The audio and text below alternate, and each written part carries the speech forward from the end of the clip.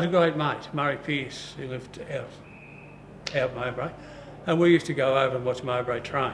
And we gradually got to the stage where we got to know Gordon Clark was the captain of second grade then, or third grade, Reserve A, wasn't it? Sorry, Reserve A was called then. Got to know him, and he gradually invited us to come up and turn up. And so we turn up to training and be allowed to bowl, go and get a ball, and then he'd ask us to come along Saturdays and we might get a game. And it got to the stage where they'd only have 10 to play, but it'd be me and Murray. And Gordon would take a call and he said, call, and whoever won the toss got to play. So that's sort of how I started. Acceptance by the older people was tremendous.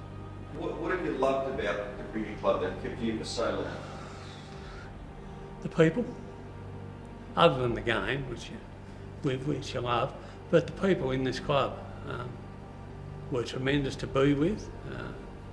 They were always there for you. And the people in the association weren't too bad either. Some of the kindred clubs, you enjoyed meeting some of them you didn't enjoy so much. But yeah, the people pretty much. The spirit of the club, the club was never aimed at going to the ballet or the opera or anything like that. It was just for people. Well, I used to go to Burwood Oval. They got a deal going with the Brooks High School, and the headmaster then, G.D. Smith, him, I think it was Bodgy Gray, he was the groundsman. Was it Bodgy? Yeah, it was, wasn't it? Yeah. So he was the one that, and they started preparing a wicket for Mowbray. Like Cowley and Hurd and them got together, and Rexy, I think, was a big driver of it, Rexy Davison. And they ended up playing at Burwood Oval, which was the top ground near the old gym. I got to, say, age 11, and they were short. So I didn't get picked on my cricketing ability. I got picked because I was a number, I was Brad, you're playing this week, we're short. Okay. So I started off at fine leg to fine leg. Used to run from fine leg to fine leg, and I thought it was wonderful. I used to run from third man to third man, wherever I was, at bat number 11. Well, the first game I played, I took a catch at third man, at a bloke top edge one, and held on to the catch. I mean, I was probably shaking like a leaf at the time. Anyway, the ball fell into my hands, caught it, and from that moment, because they all ran from everywhere, those blokes. It would have been, I think, who was captain? Was Leo captain then, or was it, who was the one before Leo? Gordon Clark. And blokes come from everywhere around, this little 11-year-old boy, and I just thought it was wonderful. So that's where my love for the club started. You're 11 years old.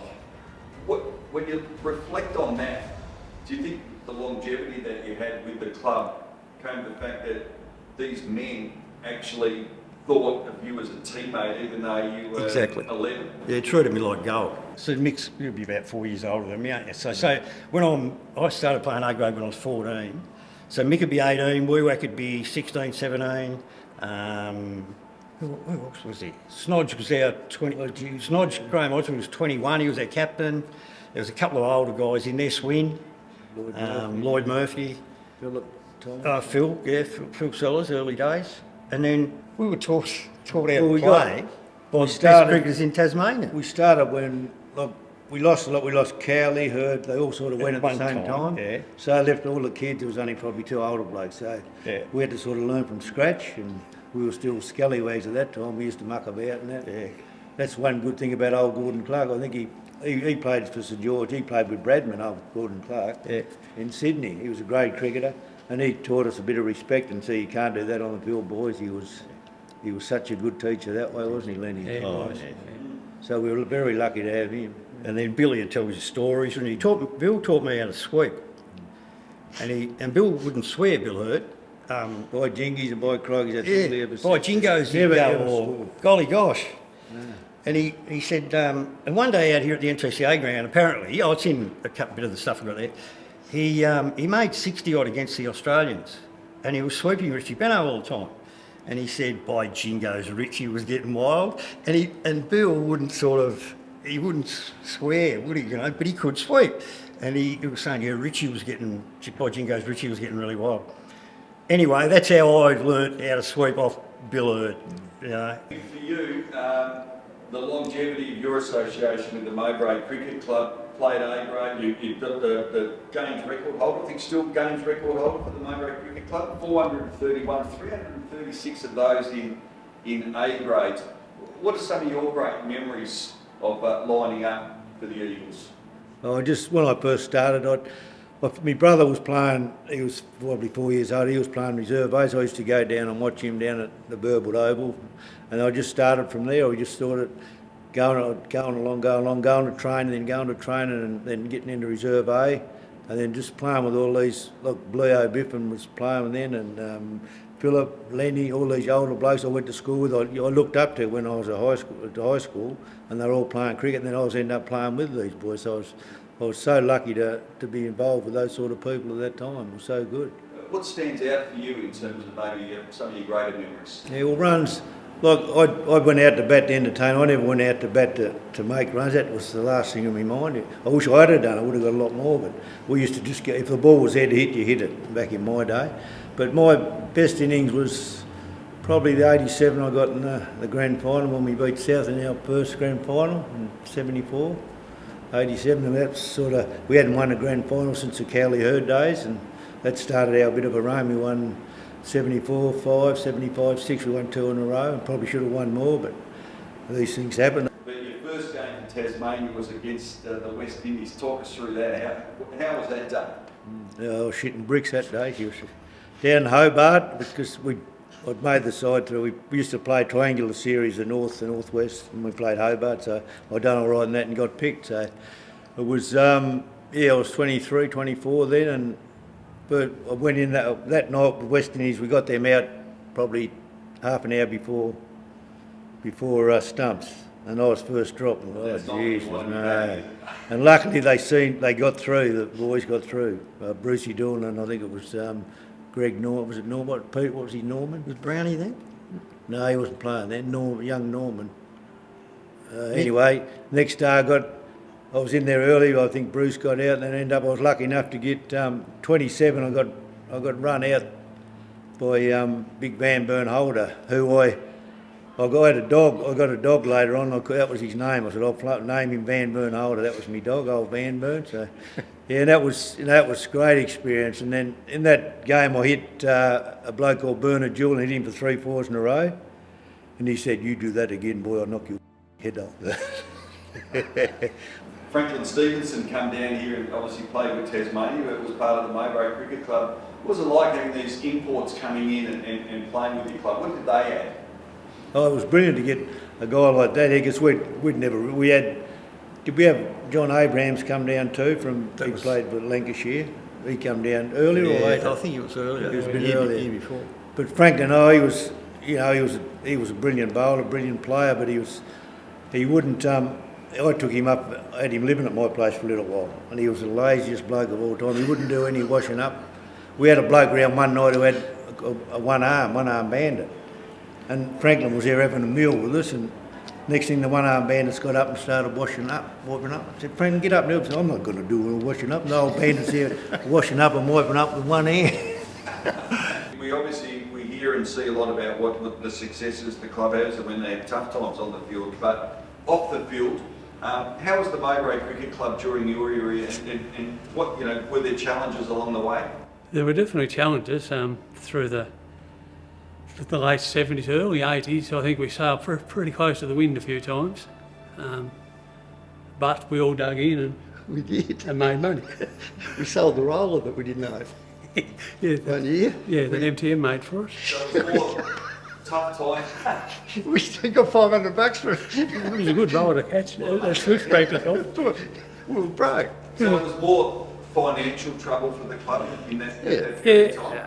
It was never admitted, but being on committee and Mick and you were there too, Yeah. Be lucky to have we were close. $100 every year. See, the dads, when they, like my dad had put in money and Bluey had put in money and Bluey, Pete Warren's dad, the girls, like the mothers, they'd be about with the and Pat Heard with her afternoon teas and you just raising money that way, weren't you? Yeah, and the representative games at the NCCA ground, like the West Indies and England and New Zealand. Underneath. Yeah, like New Zealand played here today. Oh, did they?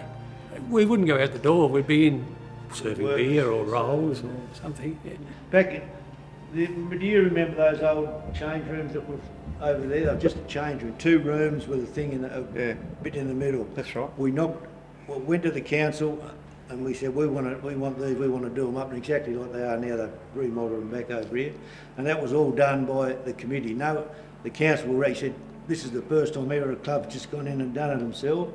They haven't asked for money. They just said we want to do this, and we just raised money. We had football tipping, and we get probably $500 or $600 every weekend just in football tipping because we just worked our butts off doing that. And then all the labour was free. I'd get all the timber for nothing off different mobs, and being a building, we used to have electricians and people in the club that done Brad plumbing, and we do all that sort of work ourselves. And the council were wrapped because we done all that ourselves. We never asked for a cent, so they was wrapped with that. Yeah.